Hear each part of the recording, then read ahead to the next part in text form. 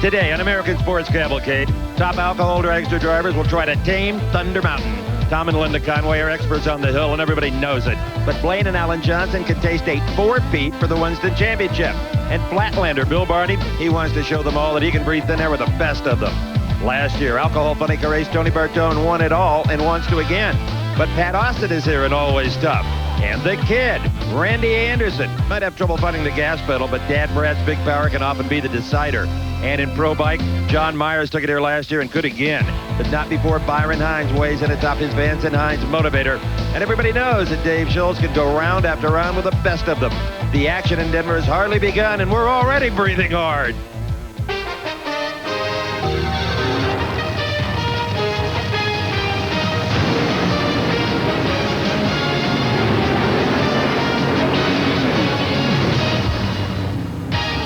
Welcome, everyone, to Vandermeer Speedway, just outside of Denver, Colorado, for American Sports Cavalcade coverage of the Mopar Parts Sports Nationals.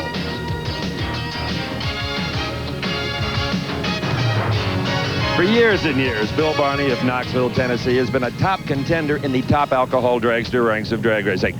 Hi, everyone. I'm Steve Evans. Bill Barney, though, had never been to Thunder Mountain. He has come prepared. He knew it'd be down on power in the thin air, so he built a special rear end with a lower ratio to squirt the car a little harder off the starting line. As you know, these cars use a 3-speed transmission. He's gone to lower ratios here for the middle of the course. And Bill, of course, there's the all-important motor. Yeah, that's right. We did our homework and came up with a combination that we thought might work here, and it's completely different from what we run down at sea level. Higher compression, less camshaft, has more blower overdrive and less fuel and more timing. There's a complete combination that we've worked out for here, and we're pretty excited. It's making good power. Well, I tell you what, he did everything right, apparently, because he's qualified number 4. He beat Chess Bushy in round number 1 yesterday and looks very strong going into round number 2 coming up. Right now, for the Alcohol Funny Car Slant, we welcome to American Sports Cavalcade, Dave McClelland. Steve, it's truly a pleasure to be with you here today. I am in the pits of a racer that has one thing on his mind, and that is a repeat.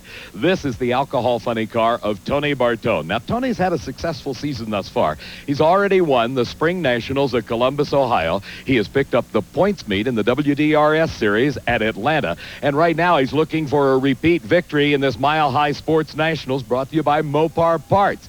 Now, I'll tell you, it's going to be a tough chore. He's facing Jeff Rapp in round number 2. And should he get past the second round, here's some of the competition he could be facing, such as Pat Austin, low qualifier Randy Anderson, and Cy Chesterman, a racer that's really making a name for himself here at Vandermeer Speedway. So it's going to be a great day of racing today in Alcohol Funny Car. And to talk about our third category of competition in today's show, here's Bob Fry.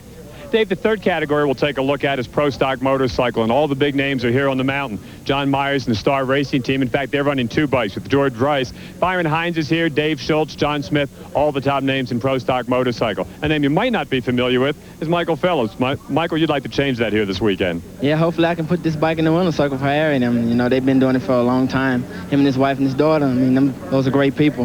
And just so happened I was so lucky to get to ride this bike for them. Michael, do you get awed when you go up against the Smiths and the Myers and the Schultz and those guys? No, I've been doing it since I was 10. Lynn would give me a shot back home to ride, and my dad them just hold me up on the line, and I just started from there, and I owe a lot of credit to Linwood for letting me start off real young.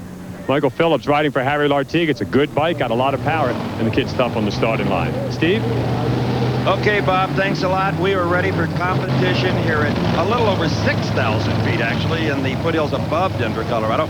Alcohol dragster round number 2. We have Darrell Hitchman. He'll be on the near side of the racetrack versus Lauren Jones. Not exactly a household world in alcohol dragster racing, Bob Fry. Now, Lauren Jones, he's not even a household name at his place. That's how anonymous he's been so far this year. But he did get by Denny Lucas in round number 1. Lucas came in as the 87 Winston champ, always runs well out of Colorado, and just fouled out in the opening round. Here's an interesting story here. Darrell Hitchman, one of the very few alcohol teams to take the show on the road this year. He runs the heating and air conditioning business back in California, but decided to put that on hold for the season, and he's going to run every national event and a lot of the WDRS races this year, Steve. Pretty ambitious for an alcohol team. Absolutely. So far, the racetrack with the alcohol cars appears to be equal lane to lane. We haven't seen any major favoritism either way. And there you can see how very smooth and nice this track is here at Vandermeer. The alcohol cars, they huff and puff a bit. It's pretty hard to smoke the tires here at Vandermeer. Lauren Jones knows that out of Albuquerque, New Mexico. He qualified number 14. As Bob said, he beat Denny Lucas, though. Daryl Hitchman, well, he qualified a little bit better than that, number 6 at a 6:19. And he sent Tim Baxter packing in round number 1. Now, these cars make 22, 2,300 horsepower. Nobody's really sure. Nobody's brave enough to dyno test one. There you see the straps on the supercharger to keep it on in case there should be an explosion in that department. Those things do a very, very good job. A packed house here at Vandermeer, anxiously awaiting the start of round 2 of the alcohol drag. It's Oldsmobile power in the near lane, Hemi power in the far lane. Hitchman was a little late, but Jones doesn't have any power. Jones gets very close to the center line, so it's Hitchman with the win at 6:21, 221 miles an hour. He appeared to be in a bit of trouble there, but somehow he pulls it out. Let's go to Bob at the starting line. Ronnie, you guys made a few changes that time. Do you think it worked out? Yeah, I think so. It got a little hot before we ran. The tracks, they scraped it, and it was a good move for that time of the day. Think 20s will be good enough to advance in the next round? No, I don't think so. If Conway goes and wins like we think he will, he's probably going to run a low 10 or a high O. We're going to have to step it up. Good luck to you. Absolutely. Hop that baby up. The only thing that went right for Lauren Jones was a pretty respectable reaction time of a 4.7. You see Jones in the far lane. The car not running particularly well. Then it gets not only close to the center line, but as you'll see, it whacks the timing apparatus right there at 1,000 feet. That would have been automatic disqualification. So as it turns out, Daryl Hitchman could have red lighted and still would have won that race. Let's go to Dave McClellan. Daryl, the World Tour 93 is progressing nicely, a 6:21 victory. Yeah, we really feel good. I'm sure glad we won here. We got the next one is Tom Conway. He's going to be tough, but I think my crew can step it up a little bit, and they'll give him a run for his money. Did you see Lauren Jones on that run? Maybe just when I popped the clutch, and that was just about it and everything. But the Pyro Dragster and everything's been doing real good today. How do you like touring the country and drag racing? Well, I hope I can do it for a long time, the way I look at it. It's fun. It beats business, I know that. Stay with us here in Denver, where Tom Conway has them talking to themselves in the alcohol dragster ranks. We'll be right back.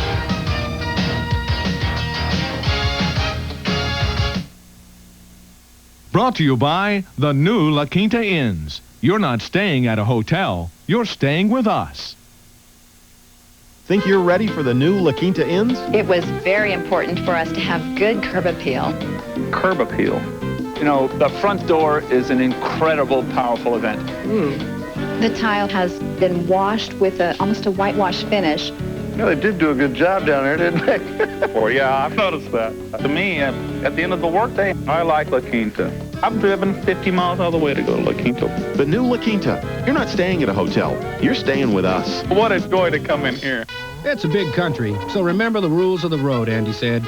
Plenty of the old mill up top, and plenty of lead-free in the tank. Because there's plenty of unknowns in the great outdoors. You boys need a tow? It's going to cost you. Now, what I want is them golf clubs. Give me that motor scooter. That Weber grill. I'll take that. Take most of that. Bring it out here. I'm going to need all your beer. Well, as long as you keep your sense of humor and hold on to all your old Milwaukee, it doesn't get any better than this. This is $20,000. This is also $20,000. You'd take care of this, wouldn't you? You should take care of your car just as carefully, which is why you should bring your car to Jiffy Lube and ask for Pennzoil. Your car is worth thousands of dollars. Give it the quality of Pennzoil and the experience of Jiffy Lube. We got experience at Jiffy Lube. Jiffy Lube, America's favorite oil change. Monroe Sensatrack, road sensing shocks and struts. Designed to give you extra control during a swerve. Extra control over rough roads. Monroe Sensatrack gives you both extra control and ride comfort automatically. Monroe Sensatrack, like two shocks in one.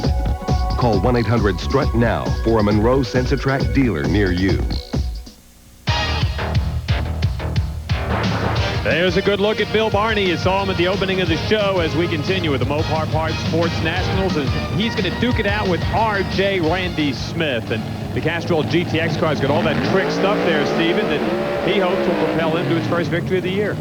And you know, Bill Barney's story is a little like Darrell Hitchman. We told you Hitchman, the businessman, taking a year off to run all the national events. Well, Bill Barney did that about 10 years ago and never went home. He lived in Sacramento at the time, was a very successful food broker, and just got hooked on the sport of drag racing. And he is one of the few, we're talking about the man in the near lane, that can make a living with an alcohol dragster. And he doesn't sell parts. He's not like the Andersons or the Austins. And has no desire to step up into the professional category, which is interesting. He's very happy where he is. He makes a nice living. He and his wife, Katie, take their show on the road, and they've done a pretty good job. Randy Smith, meanwhile, out of North Kansas City, Mo, and he's coming off his finest performance of the season out in Douglas, Wyoming, where the deer and antelope really do play, Steve, out at Antelope Raceway out there. And he won the points race, the Winston Drag Racing Series just a week ago, beating that Darrell Hitchman. You know, talking about wildlife, Mopar had a golf tournament Thursday that we were proud to play, and our producer, Tom Gee, myself, and we had to shoot the elk off the 13th fairway, I swear to you. Is that a playable lie if you shoot under it or what? I think you get a club length off of that. All right, they are pre-staged. They bring these 2,500 horsepower engines up to very high revs, sidestep the clutch, and hope to get into the 6.0. I'll tell you, Randy Smith hanging right in there. Whoa, Barney had a tough time with that guy. A 6.14 at 223 miles an hour wins it for Bill Barney. But I got to tell you, Randy was right there. Bob? Stacy, 6.14, you guys stepped up big time. Yeah, we knew we had to step up for Randy because, I mean, he's run here more than we have, and he knows what to do, and we just had to step up and be ready for Johnson next round. Been kind of an up and down year for the team, but looks like you're running pretty well here. Been kind of slow, but hopefully we're get things going in the right direction. Thank you. 6.14, good pass for the Castrol team. And I've got a feeling Bill Barney may have even more than that in this combination. He told all of us he brought especially to Thunder Mountain. Well, I'll tell you, this thing is really running. Now, he lost a little elapsed time right off the mark there. When you saw the tires spinning, a little haze off them, that probably cost him 3 or 4 hundredths of a second minimum. So that 6.14 might be a bit deceiving. But here's where Barney really made his move. As Smith had a much better reaction time, Barney had to make up for it with sheer power. Dave McClellan? Bill Barney, they say good things come to those who work at it, and Lord knows you're working at it. Yeah, we've definitely been working at it, that's for sure. That was a close race, 11 thousandths of a second difference at the finish line. Yeah, I could tell. Coming right up the finish line, he was ahead right towards the very end, and I knew it was a good close race. You made a lot of changes in your car. This is the first time you've ever run at this kind of altitude. Here you are huffing and puffing. How's your car holding up? Well, the car's running real easy so far, so we'll probably have to step on it. Now that we've made it this far, now we've got to move up with the big boys, so we'll see what we can do now. So it sounds like Bill Barney does indeed have more. What he'll have to do, though, is manage that power. He can't spin the tires off the starting line and win like he did that last round. And here comes Tom Conway. And I want to point something out that's interesting to me, Steve. Usually in sports and drag racing in general, guys say we take these things one round at a time. Stacy McLemore has already said we're looking forward to running Blaine Johnson. And, of course, Darrell Hitchman's guys said they're already looking forward to taking on Tom Conway. I mean, they're looking forward to the next round and already advancing both Conway and Blaine Johnson. That's how strong these two cars are this year. Well, Conway, there's very good reason they should feel that way, especially here at Vandermeer, as he has won this race the last 2 years. And there is an interesting machine. No, the supercharger did not fall off. You can't run a supercharger if you put nitromethane in the tank. And that's what Don Enriquez out of San Clemente, California has done, along with Lean Gene Adams, the genius of injected cars. They see Tom Conway, as Bob said, a past Winston champion. He and his wife out of Seminole, Oklahoma. And they, too, make a living alcohol dragster racing and selling component parts. He does a great job. Now, he's had a lot of problems with his car this year. They've been blowing parts out of it up in Columbus, threw the rods out on 2 different occasions. They had the brand new TFX blocks in it this week, Steve. First time they've run this combination. Tom Conway was very happy with it in qualifying.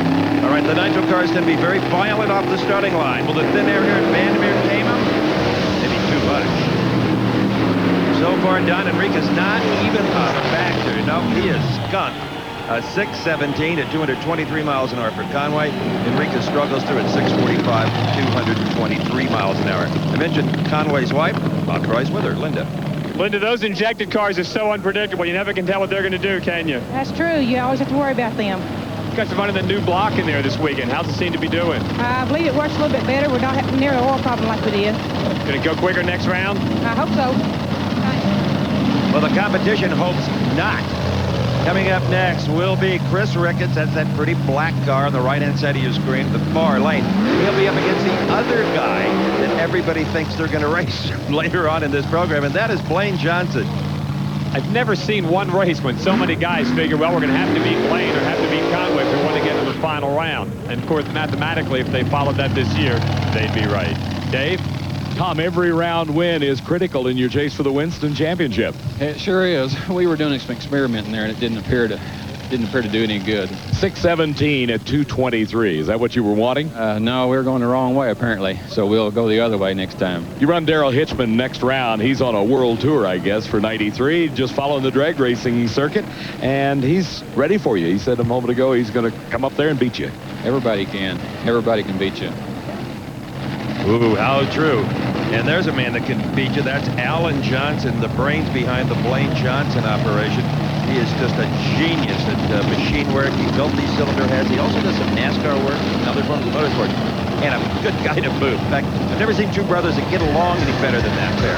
And Blaine out of Santa Maria, California, the home of Vandenberg Air Force Base, where they launch all those missiles that never seem to go straight.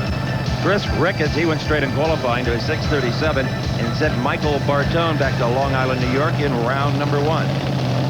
Ricketts really is an outbet if you're looking at this one here. I mean, this is an outstanding car, the red car, the big number 1. It's been 3 years since they've not been number 1, and it will take a superlative effort for Chris to beat him. Boy, what a whole shot Ricketts left on him, though. 500s of a second. Blaine Johnson, though, running for daylight, a 6:06. That will not be good news for the competition. 228 miles an hour to a losing 6:41. Down to the starting line again, Bob Fry. Alan, word was you guys might have actually detuned at that time. Is that true? No, that's not true. We know that there's still some tough cars left in this thing, and there's no way you can go into the race day and try and detune something against these fast guys. Can you run 5.9s here? I don't know. That'd be pretty tough to do. We'll try to do it if we have to, but it'll be tough. If anybody can do it, that team's the one. Well, if they do it, they'll be the first ever in the 5s on Thunder Mountain with an alcohol car. All right, setting up the final 4, Blaine Johnson versus Bill Barney. Johnson will have the lane choice. On the other side of the ladder, Tom Conway will have lane choice by a mile over Darrell Hitchman. Hitchman is one guy that's really going to have to tune it up. Blaine 6:06 at 2:28. You're just breaking their backs performance-wise. That's pretty good. It's staying consistent out here. You know, the weather's changing from day to day, and it's staying in the same bracket area, and if we can keep doing that, we're going to look good. Doesn't matter whether it's at sea level or altitude. You seem to prevail. What do you got on them? Well, we basically do this for a living. You know, we build racing cylinder heads for a living, and then we live and breathe and eat this stuff all day long, every day. And I think that's what it takes to stay ahead in this game. All right, what's it going to take to run 5 seconds here on Thunder Mountain? I just get after it a little, probably. If we need to, we will. But if we don't have to, we'll just keep running the way it is. Must be nice to have the luxury of that kind of flexibility. A huge crowd visiting the pits here at the Mopar Parts Sports Nationals. Stay with us.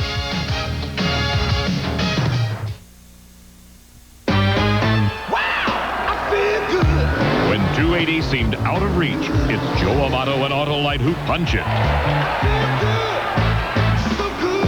The wall goes to 290. Connie Coletta and Autolite smash it. 300. The barrier. Kenny Bernstein and Autolite shatter it. Autolite and the Record Breakers. Wow! I feel good. We feel pretty good about that. How does your Genie screwdrive door opener work? Let me see. I'll be right back, okay? When we hear the sound of the door, it means Dad's come home. Once I caught a catfish about this big. I really can't. I don't know how it turns, you know? Kara goes in and out with her bike. Jacob's in and out. All the kids are in and out. You got this big screw, see? And it's real long, and the thing just turns like that. Any mom with a lot of kids could use a Genie. Genie screwdrive, built for a lifetime. To make horsepower, you need the best equipment available. Dynamax Performance Exhaust. With its patented flow directors and larger diameter flow tubes, Dynamax products deliver the smoothest exhaust flow. The result, more power for you. Dynamax Performance Exhaust. Dynamax mufflers have the hottest looks and sound on the street today. Dynamax Performance Exhaust. For racetrack power on your street vehicle, go with proven performance from Dynamax Performance Exhaust. Our barbecue chicken sandwich already has so many fans, it's at KFC to stay.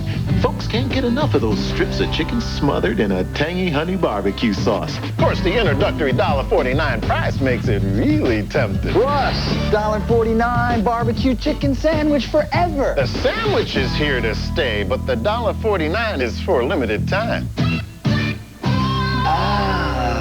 are KFC. We do chicken right. Back in a busy pit area for globetrotting Darrell Hitchman. May not be his wish, but he's going to get what he predicted, Steve, as he gets set for that next round against the awesome Tom Conway. Absolutely, Bob. And right now, it is time to pound the ground and smoke the tires with alcohol funny cars. And there's the best of them all. Pat Austin with a blower you can barely see over, the giant Whipple Charger, screw-type supercharger. And he'll be up against a fella that I'm not sure he's raced that often. Kyle Green is his name. Not too many guys have raced him too often, but Kyle Green got by Vern Motes in a stunning upset in the first round. That's the Python Vehicle Security Team. It's a family operation. His dad, Jerry, tunes up the race cars. Boy, they'd love to punch out the former Winston champ right here, but then that's easier said than done, Steve.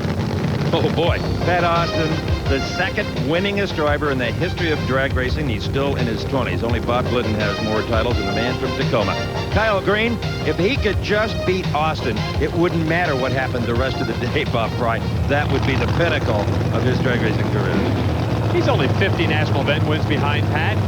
You all got to start somewhere. This is a team that makes just a couple of appearances, even on the Winston Drag Racing Series Regional Tour, Steve. This is their first national event of the season, and what a way to try to advance into the semifinals with Pat Austin of the Castrol GTX Red Wing Shoes car over there. But then nobody gave him a lot of chance against Vern Motes in the first round. That's right. He got around Vern Motes with a little bit of luck. All right, the Python car and Pat Austin. Green cleans out the body so the smoke out of the pipes. The inch forward, holding the brake as hard as they can with their right hand, and they're away. Green was out first. The legendary Walt Austin horsepower takes over for Son Pat, a 642 at 220 miles an hour. Speaking of Walt Austin, he's down at the starting line with Bob Fry.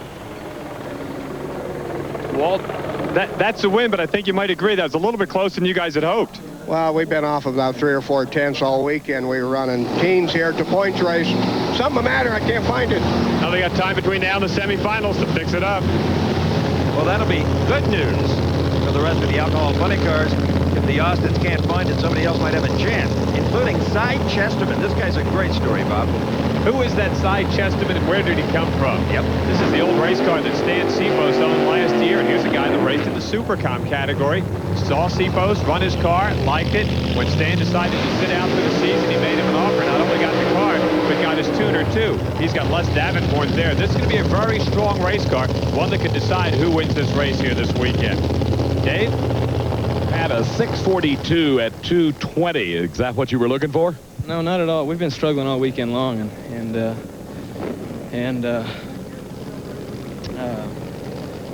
don't know what's going on. We're going to have to figure it out here real quick because we're going to probably race Randy the next round. And he's been running real good, so we're going to have to figure something out. Does the track give you a lot of problems? No, it's not the track. This is self-contained inside this Oldsmobile body right here. We got to figure it out. Related to the high altitude, you've run here before. It's not your first time on the mountain. 1 month ago, we were running 16s like we're falling out of the trailer here with the same setup. We don't know what's going on exactly, so the conditions are the same as when we were here a month ago, so we got some bug. We're going to find it. Best of luck to you. Thank you. Pat, check the magnetos. I think that's probably where the problem lies. Don't you agree, Bob? It's either that or that Lubert Finnegan pin there has been giving him problems all along. Or the Johnson rod's out of alignment. Absolutely no lettering whatsoever on the fairly new car of Todd Simpson.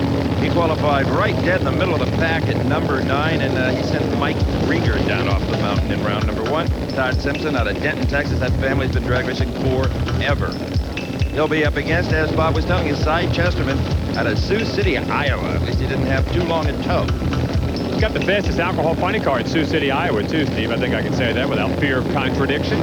In fact, he holds the Sioux City land speed record.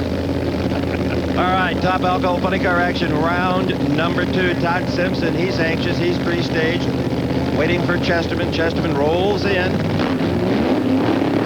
Matter of inches to get properly positioned. Has a nice hole shot, about a car and a half. Chesterman has enough, but barely. A 6:31 beats a 6:48, but the difference at the finish line was really only 0.03 of a second. Winning speed 220 miles an hour. Bob Fry's with his crew chief. Well, Todd gave you guys a shot off the starting line. Must have been all that Davenport horsepower, huh? Now we're just trying to stay consistent, not make a mistake. You know, we sort of a race for the next round. Now we got to race Bartone, so we got to take a swing at it now. 31 win the next round? No, we'd have to probably run a 22 or 23. We've got the capability of doing it, but we're going to have to swing at it hard. If anybody can swing at it hard, it's Les Davenport. Yeah, well, his driver was still in the dugout when Todd Simpson left the starting line. Watch the difference here in reaction time. Whoa, whoa, whoa. That can bite you bad. It's a good thing he had some of that Davenport horsepower because Simpson was just flat out of there. At this point, he's got to be thinking, I may have beaten Chesterman. I don't see him. But all of a sudden, not only does he hear him, he'll see him as well. And Chesterman is already planning his escape out the back of Vandermeer Speedway in case he can't catch Simpson. But he does, even with the bad reaction time. All right, let's go to Dave. Si, that one may have been a little closer than you like. Yeah, that was closer than we planned on.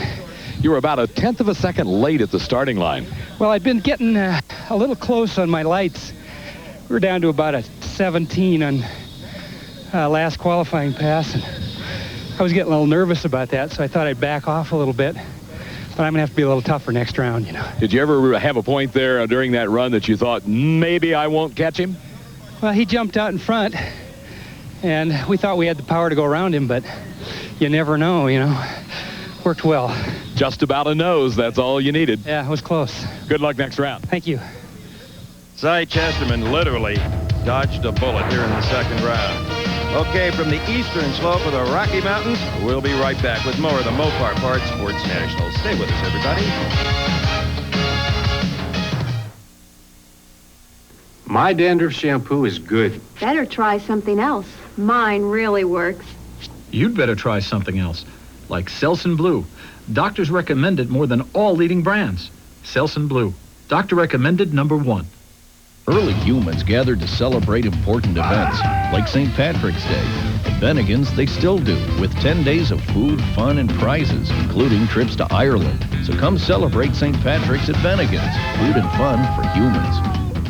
The average person puts 9,000 times the weight of a sumo wrestler on their feet every day. That's why Dr. Scholl's created advanced insoles and inserts to give your shoes revolutionary cushioning and shock absorption.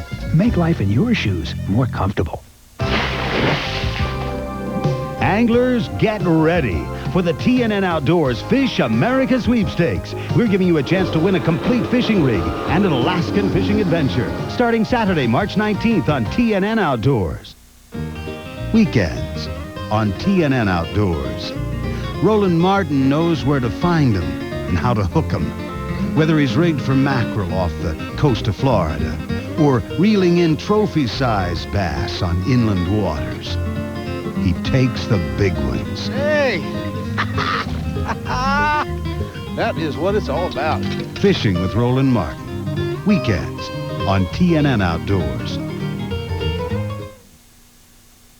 Gardeners, if you love beautiful gardens full of garden fresh vegetables, big beautiful flowers and elegant landscape plantings, but hate the time and backbreaking work it takes, here's great news. Introducing the affordable Troy-Built Pony, designed and built especially for home gardeners. The Troy-Built Pony is an amazing time and work saver, turning any soil into perfect planting beds quickly and easily. Working rich organic matter into your soil, building exciting new flower gardens and border plantings. You can even reseed your lawn or dig a deep trench for planting shrubs.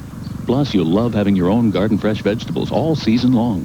So if you want to learn more about getting results like this, the fast, easy Troy-Built way, call for your free catalog today. Call now and we'll also include complete details on our Troy-Built Easy Payment Plan.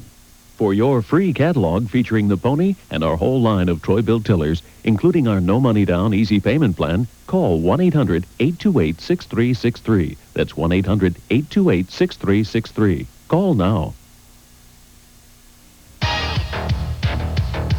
For Steve Evans and Dave McClellan, I'm Bob Fry, back on the mountain of Mopar Parts Sports Nationals, and it is going to be a continuation of Alcohol Funny Car, the Carter Brothers Resources Team Machine, and they're going to take on the defending champion, Tony Bartone. Should be a good one. Oh, boy, these are two of the best alcohol funny cars in the country. That Carter machine with Jeff Rapp on board has won 2 national events this year, the Southern and the Mid-South Nationals.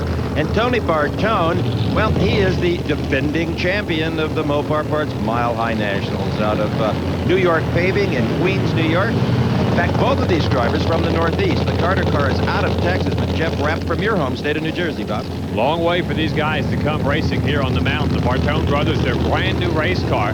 Like Randy Anderson, it's that new look Formula Firebird. Tony runs the alcohol funny car category. His brother Michael in the alcohol dragster class.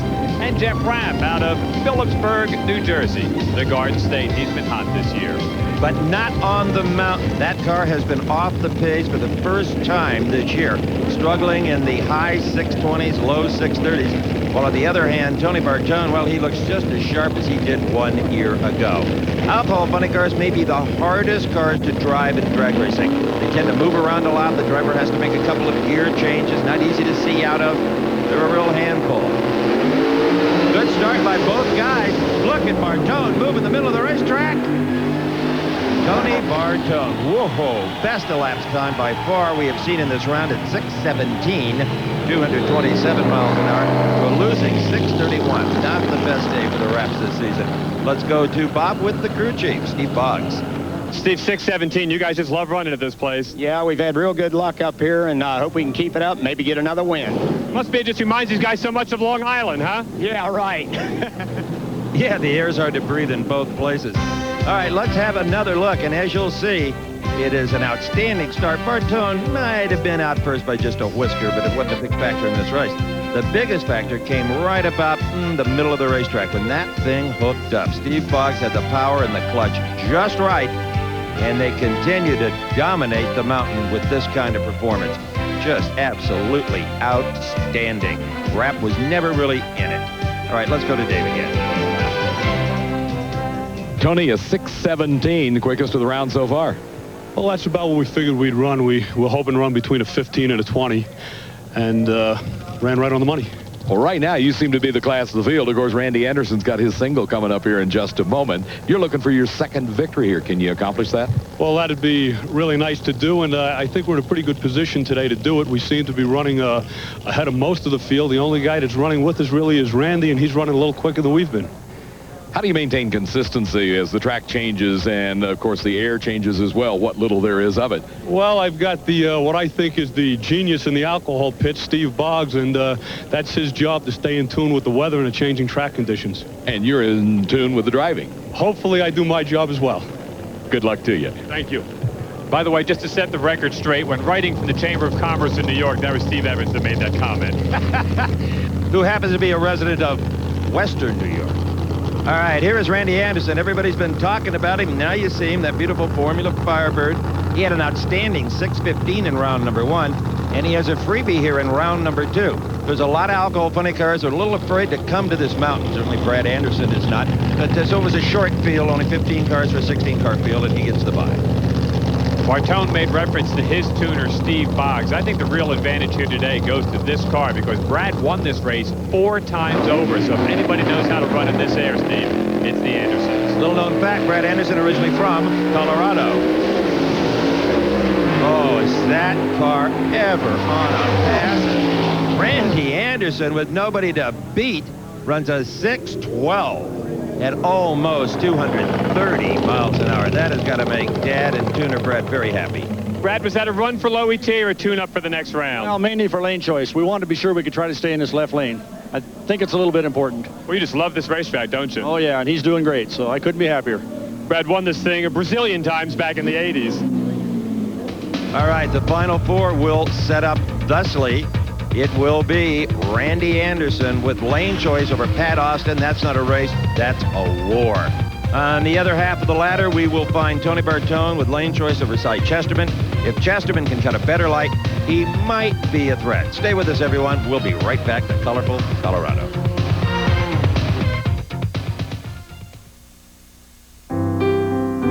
When you're a child on wheels, it seems like there's always someone or something there to stop you. But when you're an adult, you can't always depend on that, which is why it's nice to know that no matter what you drive, import or domestic, you can depend on Pep Boys. for the best brakes at the best price. And people who understand that there will always be times when you need someone to rely on. So when you need brakes, come to Pep Boys and drive away happy. Not one of these guys has a single gray hair. Is it by chance or is it by choice? New Clairol Men's Choice. It's a technological breakthrough. A new way to blend away the gray that's so natural looking, no one can tell you did it. New Clairol Men's Choice is an easy-to-use gel, not a messy liquid, and it works in just 5 minutes without changing your natural hair color. No gray hair, and it looks so natural. Is it by chance or is it by choice? New Clairol Men's Choice. I use a shampoo for dandruff, but my scalp still itches like crazy. You need Scalpicin, the revolutionary scalp medicine for deep scalp itch, not ordinary dandruff. Scalpicin is not a shampoo. It's a clear liquid you don't wash away like shampoo. Apply Scalpicin anytime for deep scalp itch relief with medicine chosen by doctors over all these dandruff shampoo formulas. Scalpicin penetrates to relieve the itch and help prevent flaking. The itch is gone. Scalpicin, the scalp medicine for deep scalp itch. Give me the throttle, I'll show you some speed. Give me a swab and I'll saute some weeds. I was teased on stump, I was born to tow. I got a kryptonite propeller and I'm itching to go. Stump breaking, weed shaking, Minn Kota fishing machine, yeah. Ain't no place to hide from my four-wheel drive. Minn Kota, four-wheel drive for your boat.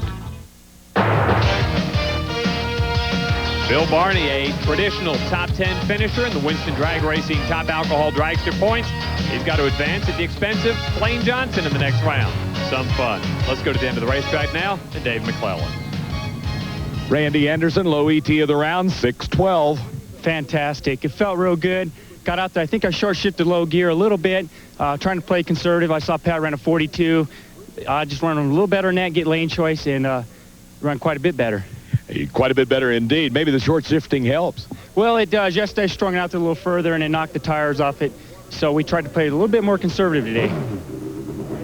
All right, it is time now for half a car. Pro Stock Motorcycles. You're looking at George Bryce, and this is pretty interesting. You may know that he owns Star Racing, the Winston champion, John Myers, and all of that. Well, he's decided to ride himself here. Why, Bob?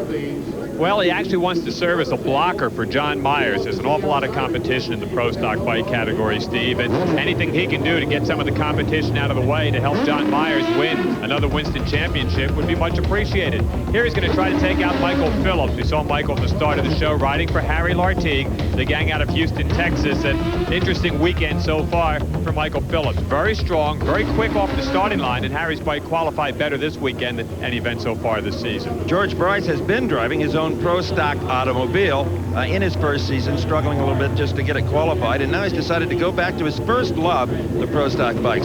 You're looking at over 200 horsepower on two wheels. It takes a lot of skill, a lot of guts, and a lot of body English to nurture one of these things down the quarter mile. Ooh, and Bryce's inexperience shows. He has a horrible reaction time, but he's coming on. Bryce is coming. Oh, not going to be enough though. Phillips wins it at an 8:38 to Bryce's quicker 8:32. His wife Jackie is going to knock him right upside the head for that one. So much for the theory of taking out the competition. George got hammered on the starting line. He used to race funny bikes, ran a Winston championship season back in the late 1980s. He's been over 180 miles an hour, but all of that goes for naught right here because he got hammered big time on the starting line. Now we see why George Bryce hired John Myers.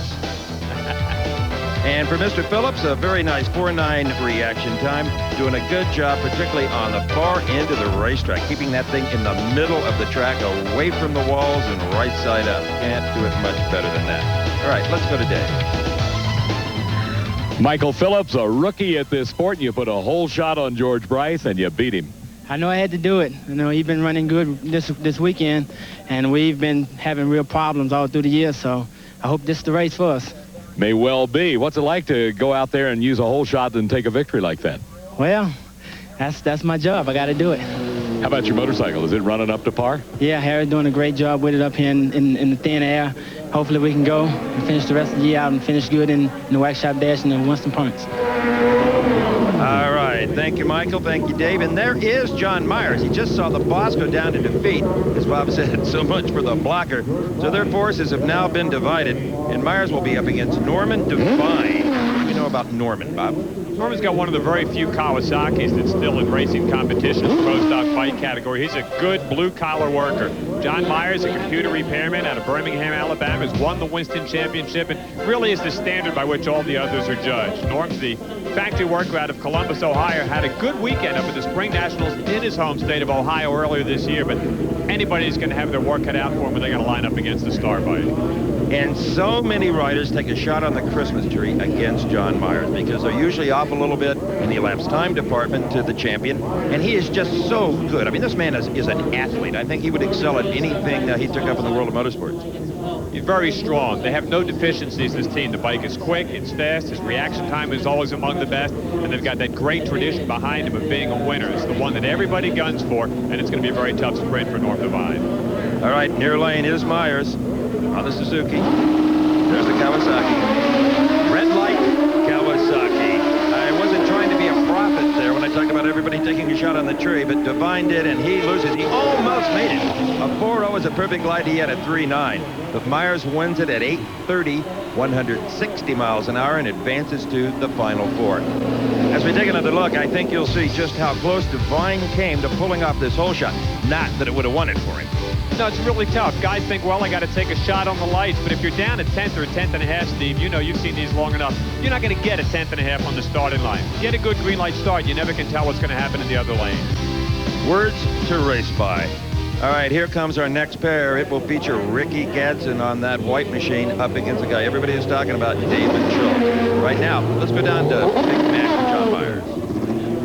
A red light victory, but you'll take him any way you can get him. Yeah, I guess Normie had to go for it, and he did what he had to do. I feel like I had a pretty good run. I got the 1-2 shift a little bit early that time, trying to sneak up on the shifts, make the gears last a little bit longer because of the air up here. 8:30 was the elapsed time. Yeah, we're happy with that. That's 3 over last run, so that's good. Is the track giving you any problem? It's kind of hot here today.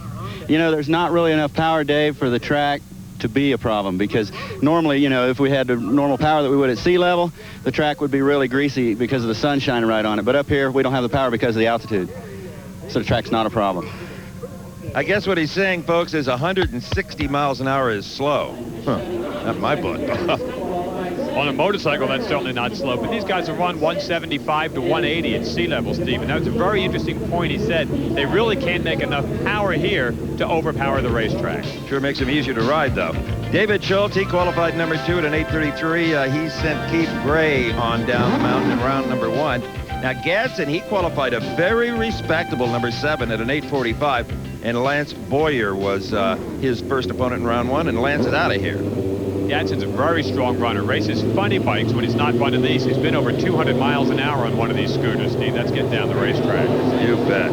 Using their feet as outriggers, they stage these bikes. Much like the alcohol direction clinickers, they bring the RPMs up very high on a rev limiter, and now they just push an air shifter button, but pushing the button too fast off the starting line was Ricky Gadsden. Whoa! A beautiful race, but unfortunately it was over at the start. Dave Schultz wins it with an awesome reaction time of 4.2 and a lapse time in awesome department as well.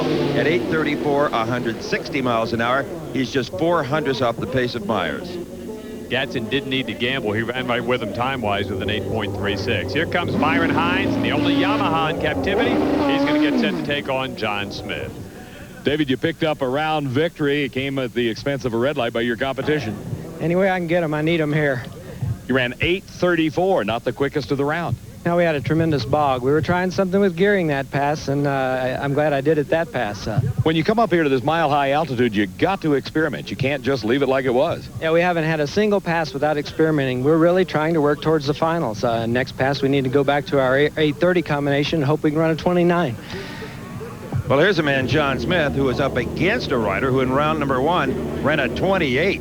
Byron Hines didn't qualify on top of the pack, but he had low elapsed time of eliminations with that 8:28. John Smith, well, he whipped up on his own brother in the previous round, CJ, with a nice 8:36. Byron Hines, we've already told you about that fantastic 28. He beat Steve Johnson in round number 1. Hines only qualified number 6, but he found the combination race day morning, Bob. They really did struggle in qualifying, and they struggled for the most of the 93 season, Steve, to be honest about it. But with that run earlier here today, it really looked like a magnificent performance. John Smith, twice this year, has been number 1 qualifier. This should be a big battle here, and one of the heavies goes out in this round. Listen to the motors. They shift almost as fast as they can punch the button right up the starting line. John Smith is in this thing. John Smith could win this thing. John Smith comes up a little bit short. Byron Hines with a fabulous reaction time of 4.1 and 8:30 elapsed time, 157 miles an hour. Smith was quicker at 8:29, 161. Just 8 thousandths of a second difference at the finish line, and Byron Hines, despite his advancing years, and that wasn't Steve that said that, 4:19 reaction time. He had 14 hundredths in the bank right off the starting mark, Steve, and that 8:30 just a little bit too much for John Smith's brilliant 8:29 to overcome. Everybody knows Byron Hines is one whale of a motorcycle engineer. Well, he's turning into a world-class motorcycle rider. Or driver, as some prefer. Ooh, Byron got close to that center line at the finish line.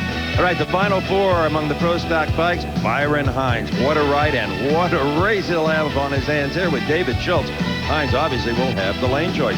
And John Myers, he'll be looking for a little revenge for his team owner, George Bryce. Michael Phillips took out George in the previous round. Should be a good one. David? From a rider's point of view, that one's got to give you a lot of satisfaction. You won it with a hole shot. Oh, really? That's even better. I've raced him down in Atlanta, and he's always good on the tree. And thank God we're the only Yamaha here, and I just said I better do my job. The margin of victory at the finish line was 8 thousandths of a second. Could you see him? Yep, I knew. I saw him all the way. I mean, right at the end, I think I just squeaked him on the mile an hour a little bit. And he ran 8:29. You ran 8:30. Ooh, that's great. We had a good time. He's a good friend of mine, and I always enjoy racing him. All right, now can you keep those sharp reaction times and the good elapsed times going for another round or two? This thing will hang together, and I think we'll be okay, because those are the 2 high pressure rounds. I got to run Dave Schultz, and you just got to be ready for him. That's all there is to it. From the Pat Austin pit, they're playing power, who hit the power? If they don't find it pretty soon, they're going to be in real trouble as they'll face Randy Anderson when we come back to the Mopar Bart Sports Nationals. Early humans gathered to celebrate important events, like St. Patrick's Day. At Bennigan's, they still do, with 10 days of food, fun, and prizes, including trips to Ireland. So come celebrate St. Patrick's at Bennigan's. Food and fun for humans. It's a big country, so remember the rules of the road, Andy said. Plenty of the old mill up top, and plenty of lead-free in the tank. Because there's plenty of unknowns in the great outdoors. You boys need a tow? It's going to cost you. And what I want is them golf clubs. Give me that motor scooter. That Weber grill. I'll take that. Take most of that. Bring it out here. I'm going to need all your beer. Well, as long as you keep your sense of humor and hold on to all your old Milwaukee, it doesn't get any better than this. Unbelievable. Spectacular. Breathtaking. Crash Impact. 60 minutes of blazing crash action in this special edition 2-volume set. See outrageous motocross and road racing action, sprint cars and outlaws, Grand Prix, stock cars, monster trucks, powerboats, and more. Only $19.95. This exclusive 2-tape set is jam-packed with magnificent racing and crash action footage featuring top drivers from around the world. Order now and get absolutely free. Havoc 1, over 45 minutes of rare footage, including some of the most thrilling and horrifying moments that made early racing history. And you'll get this incredible 2-tape offer, plus your Havoc video free. 3 tapes that'll blow you away. Guaranteed or your money back. To order, call toll-free 1-800-544-6664. That's 1-800-544-6664. Or send check or money order for $19.95 plus $3.95 for shipping and handling. This weekend on NHRA Today, we'll have highlights, interviews, and results from the Slick 50 Nationals in Houston, Texas last weekend. Check it out. NHRA Today, Saturdays and Sundays only on TNN Motorsports. Welcome back to the Mopar Parts Sports Nationals. We left you with the Austin family. We bring you back with the Anderson family. And Steve, you put it so succinctly, that won't be a race. That'll be a war. Absolutely. The family feud continues here in 93. Right now it is Tom Conway up against Daryl Hitchman. Now you say, Tom Conway, he'll beat this guy Hitchman. Well, don't bet on it. They're only about 0.04 of a second apart from their previous round times. Hitchman started the season out in Pomona, California, has been all the way back east to Gainesville, Florida, and Englishtown, New Jersey. Keeps running into that big four. You got Conway and Johnson and Payne and Santos out there, and it seems like every time he gets to about this juncture, there's one of those guys waiting for him. That's right. Daryl Hitchman would like to come out of the season with something more than just a lot of miles on the odometer of his truck. One thing he should be able to do is write a book on how to race your alcohol dragster under just about any conditions in any of the 48 states. Or how to make a small fortune in drag racing. Start with a big one. And two totally different motors. Hitchman with the Oldsmobile style block. And there you see the big Hemi of Tom Conway. And I realize there are 50 states, but he's not racing in Hawaii or Alaska this year. I just want to set the record straight. Okay. They're ready. For Hitchman. This could be the race Hitchman has been waiting for. Oh, Lord Conway caught him. I don't know how. A 6:13 at 2:26 wins it. A 6:23 loses it. And the difference at the finish line, 0.03 of a second. Linda, 6:13, but it was a little touch and go there for a while. Yeah, that's not a bad run, though. It's a pretty good run for us. Tom always runs well here on the mountain. What is it about this track? I think he understands the altitude. We may come up with a bigger inch motor, too, to do a little better next time. She's a 6th grade teacher by profession. Her husband's teaching the other guys the short way home. Boy, he sure is. But how about Hitchman off the starting line? Watch the car in the far lane. Ooh, that is called getting drilled. You can also see a little bit of tire spin. Watch the white part of the tire right off of the starting line for Tom Conway. That could have been better than a 6:13, but he's been having that problem throughout this entire event. At the big end, it's Conway. He's got to be holding his breath right now saying, what have I done? Linda going to kill me if I don't catch this fella. And he caught him at 6:13. Let's go to Dave with Tom. Tom Conway, that race was a little closer maybe than even you wanted it to be. It was way too close for me. Way too close. 0.03 of a second was the margin of victory at the finish line. Oh, my. I couldn't tell. Had no idea. Well, I hate to tell you this, but you were almost a 1/10 of a second late behind him off the starting line. You gave him a big advantage. I knew I was late. It's a good thing I could make it up, isn't it? Sure is. There, you ran like a 6:13. What do you think it's going to take to win in the finals? Oh, about 05. Can you run an 05? I guess we'll find out, won't we? Yep, I guess we will. Everybody that hasn't pointed out to Tom that he was late on the starting line, now raise your hand. It's a little like politics. Don't get famous in this sport and make a mistake, because it can get brutal. All right, here is Blaine Johnson up against Bill Barney. Could be a fantastic race. And Bill Barney literally told us there was more here. It's an interesting event for him. He's run better and more consistently here at this racetrack than he has at any of the previous national events so far this year, Steve. He's struggled on occasion. Now, you may have noticed in the shot of Barney's car, the tachometer and the light in the cockpit. Well, they need that to change gears. They sometimes either use the tach or a light comes on at a predetermined RPM for them to make the 2 gear changes. Blaine Johnson does it the old-fashioned way. There is no tach in that car. There is no light in that car. He does it by sound, and he does it by feel. Does it very well. Johnson and Barney, competitively based on their best DT so far of the day, this should be a good drag race. Johnson away first. Barney hanging in there. Whoa! Thank Lord for the Johnson family that Blaine was on time. Here's 6:12 matches up with Barney's 6:13, winning speed of 2:27. Alan, well, it's number 1 and number 2 in the finals, and that's the way it's supposed to happen. Yeah, it happens like that a lot, and we see Tom in the final a lot. I hope we have a good race and we come out on top. And that lane choice by 100th of a second, is that going to be a factor? Well, I don't know. I think they look pretty close. We had a 12 and a 13 right there, so I don't think there's much difference in the lanes. Number 1 and 2 in the finals, and that could be the way they wind up in the standings this year. He didn't even say bye, Bob. He just ran off. Crew chiefs have a way of ending their own interviews. You ever notice that? They're anxious to get back to work. This category is figured in 100ths of a second. Right there, you saw 3 of them go to Blaine Johnson. He had that in the bank. Barney would have had to run, about a 10 probably to beat him and could only muster a 13. But here again, we see two totally different engine combinations, very competitive. NHRA has balanced the rules so well in this category. The Hemi comes up a bit short. All right, our pairings for the final round. If you have been watching, you know that it's going to be the number 1 and number 2 qualifiers, Blaine Johnson over Tom Conway. Johnson has the lane choice by 100th of a second. It ought to be just a brilliant drag race. Blaine, a pretty close race, elapsed time-wise. 6:12 for you, 6:13 for Barney. Wow. I didn't think we'd slow down like that. I got a lot of groove when I left starting line. I don't know why I did that, but we're going to get back there and work on it. Try and pick up the pace a little bit. I guess that's going to give us lane choice, so this might be important. We'll see. By 1/100th of a second, you got lane choice. I asked Tom Conway, what's it going to take to win in the finals, and he says about a 6:05.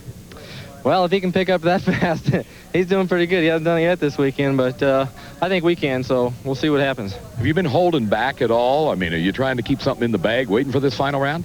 No, well, not really. We always like to leave a little bit to go for in the final, but we haven't been holding back very much. I mean, you don't want to hold back in eliminations. You get beat, and then you say, wow, I held back and I got beat.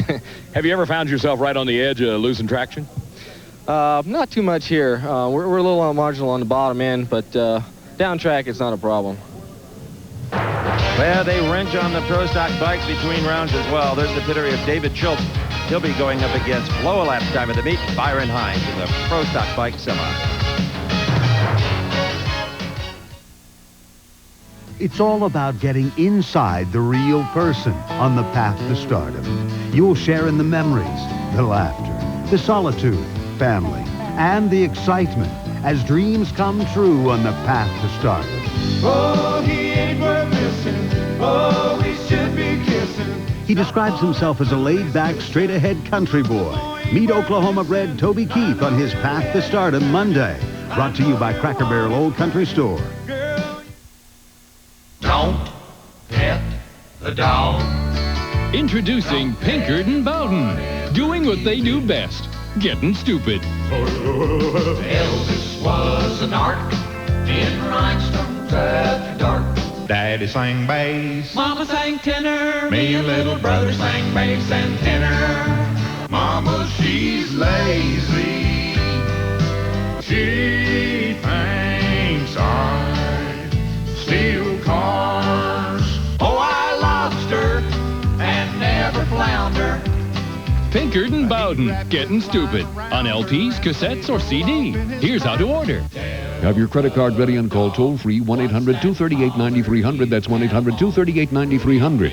Or send $14.98 for 2 LPs or 2 cassettes, $16.98 for compact disc, plus $4 shipping to Gettin' Stupid. P.O. Box 10030, Stamford, Connecticut, 06904.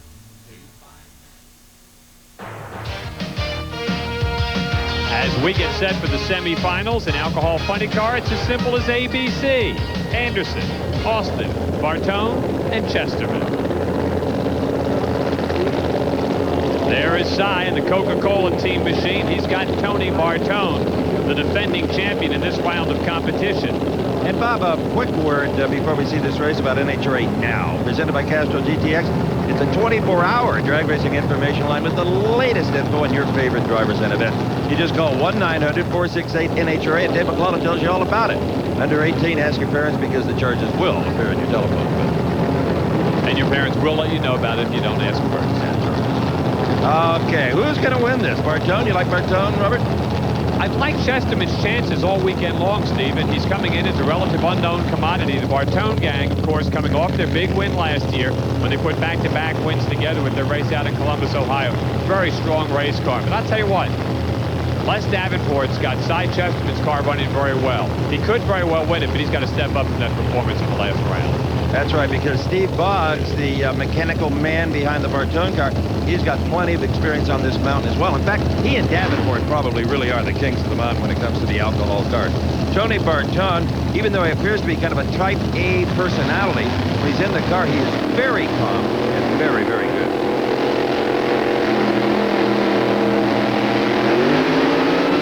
Could be action times both sides. Getting a little out of the groove is Chesterman, and that might have hurt him. Bartone, a nice 619 at 226 miles an hour. That means a 631 1, way off base at 222. All right, Bob is with. That's Steve Boggs. 6:19 down there. You guys are into the finals again. That was a pretty good run. Will 19 win it? I don't think so. We got a little bit left, but the track's still pretty hot. By the final, maybe it'll cool down and we can get after it. Looking forward to another rematch with either one of the Andersons or Austins? Yes. I'm not going to say which. I'm not sure the other guys are looking forward to that rematch, however. Ever the diplomat, Steve Boggs. All right, both these drivers, Randy Anderson and Pat Austin, have to be thinking about the last time they raced. In the final round at Topeka, not quite a month ago. Randy loves those memories. He had the bad lane and won. Austin, he wishes it had never happened because it broke his 3-year-long win streak at Topeka. Let's go to Dave again at the far end. Tony, you're in the finals for the 2nd year in a row. Well, that's just terrific. The guys have been doing a good job. The car's been running good, and we've been fortunate to get a bye all around so far. 6:19 was your winning time in the semifinals. Is that going to hold up, do you think, for a win? Well, I think, with the sun on the track's getting a little slipperier out.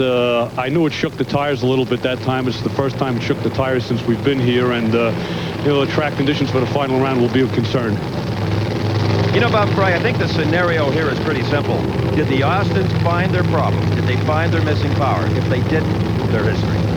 They qualified so well at the start of the season, Steve. And in the first 4 races, he was #1 qualifier at Pomona, Phoenix, Houston, Gainesville. They have not been the #1 qualifier since. And the car has had all kinds of problems since they left Florida. So you're absolutely right. And he said he was down about 3/10. They need to pick that up, or they're out of here. And the Papa, Walt Austin, just kind of looked inside the car and made a gesture with his fist like, drill him, kid. Drill him on the starting line. They usually don't worry about that. They usually get so much power they can beat anybody if they're late. The semifinal cars we have here, Austin, Bartone, Anderson, Chesterman, you're not going to overpower anybody, I don't think. You can't afford to miss a little bit of a beat here or you're gone. Okay, and as we said earlier, not picking on him, but Randy Anderson has had a little bit of a problem in the reaction time department. Who knows, part of that could be the car, just the way it's set up.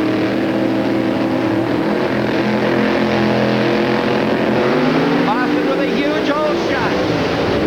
Randy Anderson pulls even and drives around him. Obviously, the Austins didn't find that missing power. 6:14 at 229. He's way off the pace with them. 6:44 at 219. Bob? Brad, 6:14. This car's really been strong all weekend. Yeah, he's just trying to keep it consistent. It's been the low teens all the time, and Bartone's going to be tough. I expect him to go about a 15 in the finals, so we got to step up. You guys been waiting a year for this rematch here? Yes, we have, and this time we got the lane choice, so we'll see. Is anything special to you when you race against and beat the Austins? No, they're just on a downer right now, and Walt will get it straightened out, so I look by Sears Point, it'll be flying again. 6:14, great run for Randy in the semis. Well, he's right. They won't stay down long. Let's have another look. Watch the alert move that Pat Austin makes. His car also reacted quicker than it has all day. Maybe they knew they hadn't found the power and tried to make some elapsed time with more clutch. Whatever, he just zoomed off the starting line, and Randy Anderson was in pursuit. It didn't take Randy 300 feet to regain control of this race, and a real drubbing of Pat Austin. There you see it, 6:14 at 229. All right, and here are the pairings for the final round. Randy Anderson against Tony Bartone, an exact repeat of the final from 1 year ago when Bartone took the title. Here we go into the final round. Maybe have to pick up a little bit on your reaction time. Yeah, well, I wasn't expecting that, but I guess I should have. He's behind quite a ways, and he was going to have to do something. But what'd the car run? 6:14. 14. We got lane choice, and Tony Bartone, he's a little more of a favorable driver to race against, and I'm looking forward to racing Tony. Ooh, they just can't keep a lid on that family feud altogether, can they? All right, you're looking at the car of Blaine Johnson. And Blaine, try to get a couple of C's there before the final, will you, buddy?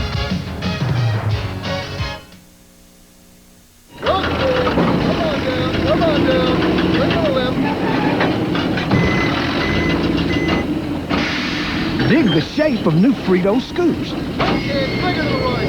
It scoops up dips. And holds down drips. You'll dig the taste. I know what I like Fritos. New Scoops corn chips. Let her go! I use a shampoo for dandruff, but my scalp still itches like crazy. You need Scalpicin, the revolutionary scalp medicine for deep scalp itch, not ordinary dandruff. Scalpicin is not a shampoo. It's a clear liquid you don't wash away like shampoo. Apply Scalpicin anytime for deep scalp itch relief with medicine chosen by doctors over all these dandruff shampoo formulas. Scalpicin penetrates to relieve the itch and help prevent flaking. The itch is gone. Scalpicin, the scalp medicine for deep scalp itch. Introducing the Dremel Moto Tool. You cut, we cut. You sharpen, we sharpen. You polish, we polish. You drill, we drill. You clean, we clean. You sand, we sand. You grind, we grind. You hammer. Did I mention we cut? The Dremel Moto Tool. With more than 150 available accessories, why settle for some 2-bit power tool? Got to be a full moon. Not bass bite better in the Full dark. moon rod on dough balls. The jig and pig catches the big one. Fishing experts are an independent breed, and no two ever seem to agree, Spinnerbait. Crankbait. Spinnerbait. except when it comes to TNN's fishing team, Team TNN. They all agree TNN Outdoors is where the action is. Walleyes. I like largemouth. We got saltwater catfish. Have them all. A crabmouth bass. Welcome back to the NHRA Mopar Parts Sports Nationals. I'm Steve Evans along with Bob Fry and Dave McClellan, and that is John Myers heating up the tire, preparing for his Final Four contest in the Pro Stock Bike category. And you know, as these guys are getting ready, that's his opponent, Michael Phillips, let me take just a moment to invite you to become a member of a very special organization, the National Hot Rod Association. For $52 a year, you get 48 issues of National Dragster, a patch, a pin, a rule book, a whole bunch of stuff. And if you order by calling the number on your screen, you'll get a free copy of Diamond P's home video, Drag Racing 92. So why don't you make that call? Over 80,000 people belong to NHRA. All right, you're an expert on pro stock bikes, Bob Fry. Who do you like here, Myers or Phillips? I think I'll go out on a limb and pick John Myers. That's not much of a limb. Myers, a perfect 4-0 light. Phillips trying to make up for it. Just not a reaction time, not in a lapse time. John Myers goes to the final round with an 832, 160-mile-an-hour blast to Phillips' 838 at 159. All right, so we've got one half of the finals decided. And here's a man who hopes to meet John Myers when indeed we get there. That is Byron Hines, low elapsed time of the day at 7.28 seconds. And there is Dave Schultz, one of the consummate pros in this two-wheel category. Right now, let's go down to the far end where our Dave McClellan should have a very happy guy. John Myers, what a performance. Nearly a perfect reaction time, John, a 4:01. Well, I was just returning a favor for George Bryce that last time Michael Phillips beat George there. He had a little trouble staging and just had to return the favor. Did you hear an ET? 832. That's good. That's good and consistent. We're happy with that. Is consistency going to win this race for you? Yeah, consistency and lights like that. Yeah, with a 4:01, you don't need a whole lot of consistency if you just get close. That's what George told me. He said, no matter how hard I work in the dyno room, I can't give you as much power as you can give me on the tree. And George knows of what he speaks. Boy, you just don't want John Myers mad at you, do you? Absolutely not, but I still contend that a 4:01 is more of a guess than it is a reaction, Steve. Well, he might disagree with you on that. All right, Schultz and Hines. Good reaction times by both drivers. No advantage there. Whoa! A new low elapsed time of the day, courtesy of David Schultz.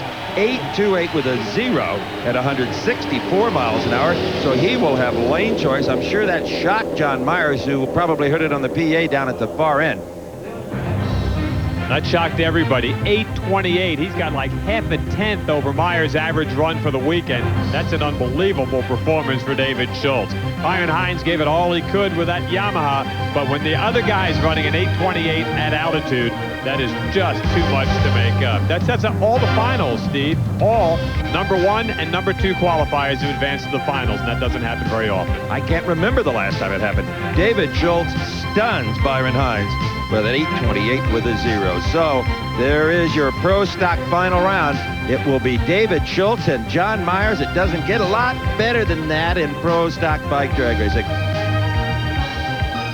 Well, here you are in the finals, and you have lane choice with an 828.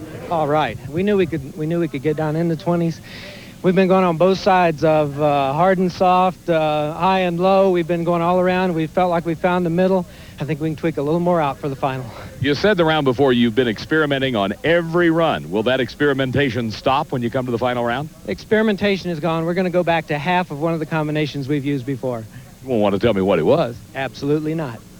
Never hurts to ask, right, Dave? Speed secrets abound, especially in this camp. Tony Bartone's pit area, they're getting it ready to face Randy Anderson in the Alcohol Funny Car Final. Stay with us, everyone, from Morrison, Colorado.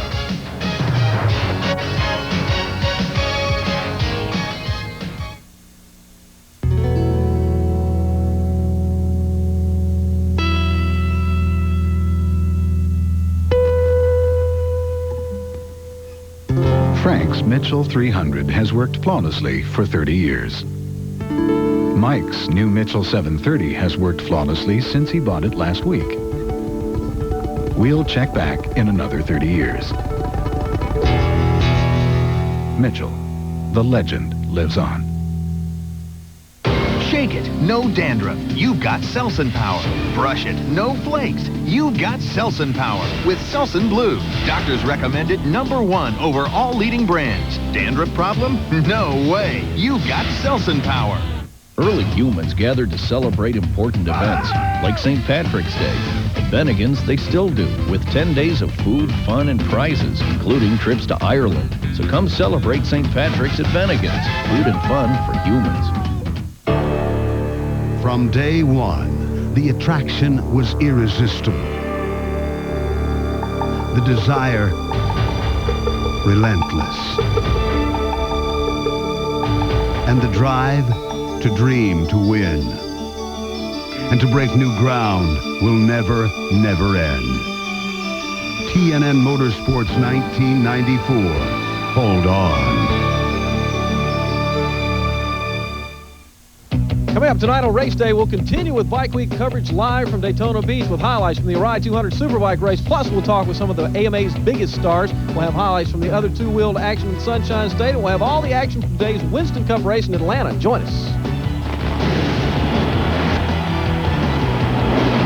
Race Day, the latest news from the world of motorsports, brought to you live, 11:30 a.m. and 8:30 p.m. Eastern, only on TNN Motorsports.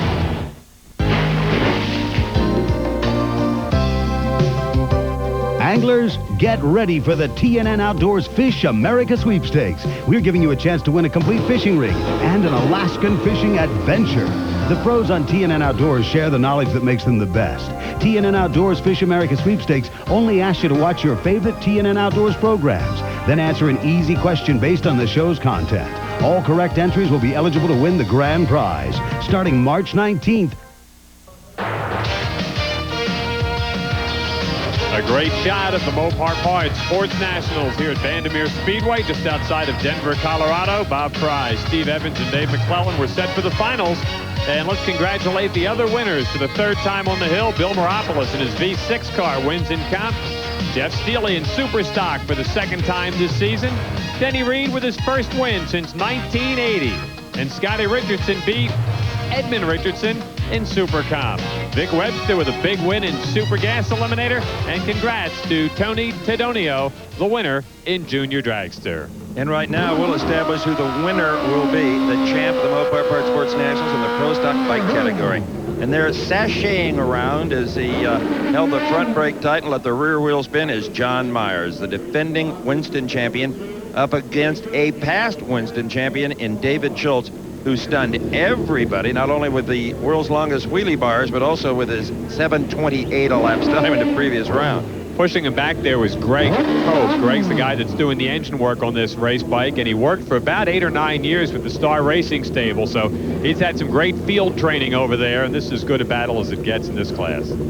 Technology-wise, these may be the most sophisticated machines in all of drag racing. You're talking overhead cams, in some cases 4 valves per cylinder. They really are just a dynamite package. They make more power per cubic inch, certainly, than any of the gasoline engines in drag racing.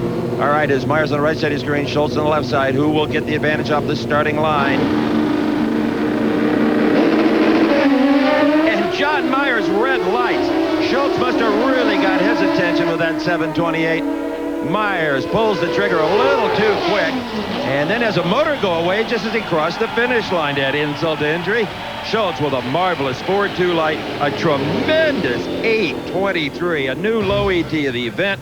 That is a bike track record here at Vandermeer. Oh, my. I don't know if John Myers knew something we didn't. A, his engine went away. B, David Schultz put a spectacular 8.23 on the board. And C, all of the above. I don't know if John Myers and the Star Racing bike have ever been tattooed like that. 8.23 is unreal. No, they just got stomped on.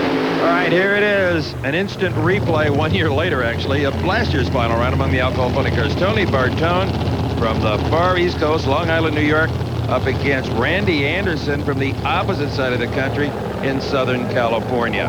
Here's Dave and Dave. David Schultz, an incredible run. Not only did you win by the red light, but you outran him as well. Yeah, it couldn't be any more satisfying, as there's no one I'd rather beat than John Myers, and there's no one I'd rather outrun than John Myers. I tell you, it looks like the momentum is switching your way a little bit in this Pro Stock bike category. Yeah, we came here to win this race. We felt like the momentum was going our way at Columbus. We didn't win the race, so we felt like we had to win this race. Took us a while to get a hold of the track, but with the new power we got a hold of the track. All right, Bob Fry, I think here in this final, you got to rate it pretty much a toss-up. Exactly. The two cars, the number 1 and 2 qualifiers coming in, the two Formula Firebirds, the experience of Brad Anderson on the mount, the defending champ in the other lane. They said it was going to take a 16 in the middle in order to win this race. Means Bartone's going to have to step up because Anderson's got that great top-end power. Absolutely. No difference in the lanes. They appear to be completely equal. This is it. Ooh, and Bartone drills Anderson to the starting line. But as he did the round before, Anderson comes back and squeaks it out by inches, like 17 thousandths of a second at the finish line. And they were right about that team. A 6:17 to Randy Anderson at 228 miles an hour. Bartone had the driving down pat, but he just ran out of muscle. The car fell way, way off to a 6:26 at only 224 miles an hour. As Tony Bartone would say, that was unbelievable. Look at that, a car length off the starting line. He had a 4:10 reaction time. Randy Anderson again, second off the line, but watch that baby fly at the top end of the race course. Here he comes and driving away to get the win. Well, you finally did it. You outran him. You did everything exactly right. Randy Anderson won this race. Well, I wouldn't say I did everything exactly right. Tony Bartone had a great light on the final round, and it took the full 13.20 to beat him, but the horsepower prevailed. I'll tell you, you've used that horsepower more often than you maybe would like. Are you practicing on getting a better reaction time? Well, yeah, you know, when you're that far ahead like we've been all day, it kind of makes it harder to drive. You don't want to beat yourself. You try to be conservative. You know the car's there, and that's what I tried to do.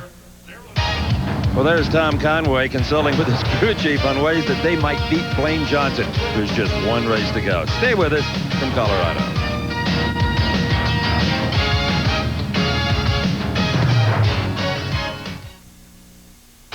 There are times, Andy said, when it's best to play it safe. Here for the swamp tour? Especially when on safari in the Everglades. 14,000 square miles of alligators, snakes, and frogs that bite. So Andy suggested the great-tasting Old Milwaukee non-alcoholic. It's got to get better than this, I said, as Gil, our guide, took us butt cruising for the day. Good thing for a cold Old Mill N.A., there's enough exhilaration already in the Everglades. And hey, you don't want to end up as gator bait. When 280 seemed out of reach, it's Joe Amato and Autolite who punch it. The wall goes to 290. Connie Coletta and Autolite smash it. 300, the barrier. Kenny Bernstein and Autolite shatter it. Autolite and the Record Breakers. Wow, I feel good. We feel pretty good about that. You probably have a good idea of what to do with old tires. But when you need new ones, no matter what you drive, it's a good idea to go to Pep Boys. They'll help you choose from a huge selection: Michelin, Uniroyal, BF Goodrich, and Cornell, and have you on your way in under an hour with a low price guarantee. So for tires that'll give you a lot of miles and then some, come to Pep Boys and drive away happy.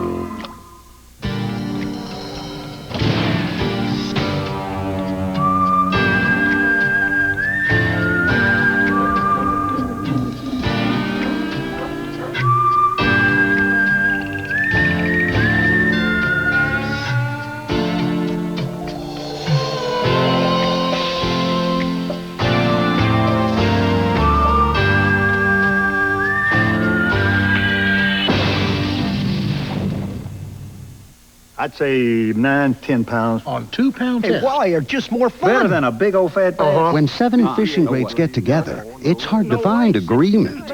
And I've kissed bass on the lip. Except when it comes to Team TNN. Right. Number 1. Absolutely. Team TNN. They all agree. TNN Outdoors is where the action is. Just a bass on the lip? Son, let me tell you. I've kissed smallmouth, largemouth. I kissed a catfish one time. And a carp. And then there was one at the Mopar Parts Sports Nationals. One race left to be contested. It will be that man, Blaine Johnson, 3 times the Winston champion, taking on that man, Tom Conway, the last guy to win the Winston Championship besides Blaine Johnson. He did it back in 1989. And he's one of the few guys that might be able to stop Blaine Johnson from winning it again. Conway needs a big effort here in the final round. Not only the prize money, but the points that go along with it that can be responsible for a lot of good cash at the end of the season. You don't have to burn any alcohol fuel for.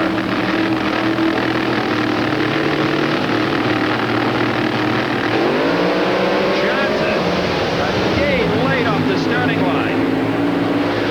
And it's Conway who has the O. A 6:09 to be exact, at 226 miles an hour. He will be the Mopar Park Sports Nationals Top Alcohol Dragster champion. Unbelievable performance for Tom Conway. He is only the 2nd car of the weekend to dip in the O's. Blaine was the other one. And look at this right off the starting mark. Tom Conway parlays a 500th advantage off the starting line, 200th advantage on the track, wins it by 700ths of a second, and all of a sudden, it's a 4-way scramble at the top. Blaine Johnson, Tom Conway, Rick Santos, Jay Payne. Let's make it 5. Bo in that Chucky Baird for the Winston Championship. David? Tom Conway, that has to be a sweet victory. Yeah, it was really nice. We needed to win this really bad, and we needed to stop Blaine. I tell you, I asked you right after the semifinals what it would take to win, and you said 6-0 something. Well, you delivered. Well, I thought it'd take a 05 or 06, but 09 did it. Now, you're still in the Winston points chase. You got a chance at stopping Blaine Johnson. You've done it once. A week later, we're coming up in Sonoma, California. Can you do it again? We hope so. We're not exactly positive we're going, but we think we are. Oh, yeah. After this win, you'll see him there, Tom Conway. Congratulations to you, Tom. Also to Randy Anderson and David Schultz. For Bob Fry and Dave McClellan, I'm Steve Evans. We'll see you soon here on TNN. The executive producer for American Sports Cavalcade is George E. Orgera. The supervising producer is Tom Gee. Produced and directed by Mark Kuchin. Promotional consideration provided for and a fee paid by this special offer from Diamond P. Get geared up for Christmas with great racing videos from Diamond P. Like this perfect stocking stuffer for your drag racing fans. Call 1-800-826-8080 for the video they've been asking for. Top fuel sensations. No talk, no music, no replays. Just the awesome sights of blinding speed and the thundering sounds of 5,000 horsepower engines on record-setting runs. And now smell the power with a drag strip scratch and sniff card included in every video for a full-bore sensory experience. If you can't be at the track, this is the next best thing. To order with credit card, call 1-800-826-8080 or send check or money order for $16.95 plus $4 shipping and handling to the address on your screen. That's 1-800-826-8080. Crank it up for Christmas with Diamond B.